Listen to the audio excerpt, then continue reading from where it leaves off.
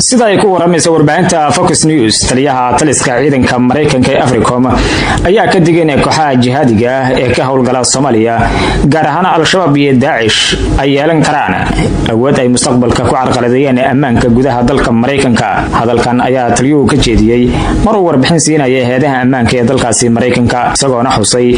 in sababtu ay tahay korarka duqeymaha cirka ee Mareykanku uu ka fuliyay Soomaaliya kuwaas oo si weyn u kordhay intuu xilka hayay madaxweynaha Mareykanka Donald Trump. Africom ayaa sheegtay in duqeymaha si gaar ah lagu beegsaday xarumaha hoggaanka iyo sidoo kale dhaqaaqyada military ee Al-Shabaab iyo ISIS iyadoo howlgalkaasi lala kaashanayo dawladda federaalka Soomaaliya. Taliyaha wuxuu sidoo kale xusay in Al-Shabaab ay wali tahay koox awood badan oo muddo dheer ka dagaalamayay koonfurta iyo bartamaha Soomaaliya halka ISIS inkastoo tirahan ay ka yartay haddana ay muujiyeen inay awood u leeyihiin inay qaraxyo iyo amni darro ay ka geystaan gudaha dalka Mareykanka iyo in qortaan ajaanib jihadoona. Africom ayaa waxay ku adkeysanaysaa in istiraatiijiyadda Mareykanka ay tahay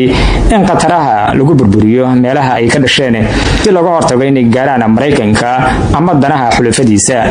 Wararka ayaa intaas ku daraya in duqeymaha Mareykanka uu ka fuliyay gudaha dalka Soomaaliya oo bilihii la soo dhaafay ay si weyn u kordheen iyadoo Washington ay ku dooday in tallaabooyinkaasi ay qayb ka yihiin dagaalka caalamiga ee ka dhanka kooxaha argagixiso.